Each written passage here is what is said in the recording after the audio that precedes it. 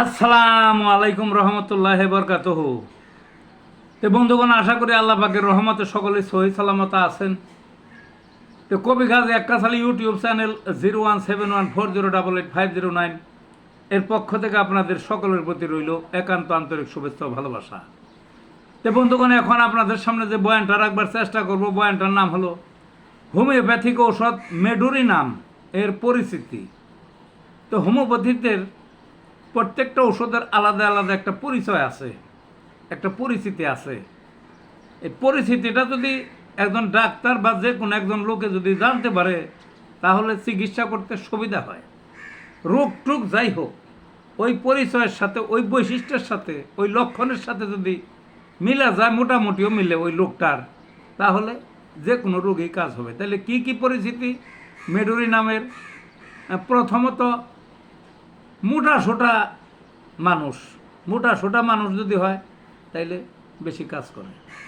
তারপর মোটা বুদ্ধি আকলটা করলে একটু মোটা কাজ করে বেশি। মোটা চামড়া কাজ করে বেশি। কোনো একটা কারণে শরীরের চামড়া এক জায়গায় একটু উঁচু হয়ে গেছে, কতখানি জায়গায় একটু মোটা হয়ে গেছে, হয় এরকম, কিন্তু মাথায় হয়, শরীরের যে কোনো জায়গা কাজ হয়ে যাবে এই ওষুধে। চর্মরোগ হয়েছে, খাই যেতে রস বাইরে, রসটাও আবার বিভিন্ন প্রকার হইতে পারে। পাতলা আছে, মোটা মানে ওই ঘন আঠালো মধুর মতো এরকম থাকে। ওই রসটা যদি ঘন আঠালো মধুর মতো হয়, তাহলে এই ওষুধ কাজ করবে।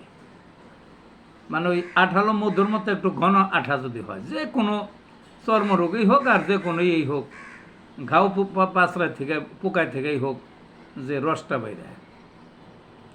এই যে মুখ দিয়ে লালা পরে অনেক মানুষের, ওই বিভিন্ন ব্যারামে বালিশ টালিশে পরে বা এমনিও পরে, এটা যদি লালাটা যদি বেশি মোটা হয়, তাইলে এটা কাজ হবে। বুঝলেন না? এমনকি এই যে মানুষের যে পায়খানা করে যে লাড্ডাটা, এই লাড্ডাটা যদি মোটা হয়, যাদের লাড্ডাটা মোটা, তাদের এই ওষুধ সাংঘাতিক কাজ করে।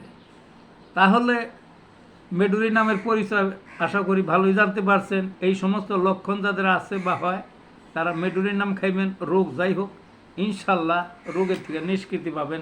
ভালো থাকুন বন্ধুগণ।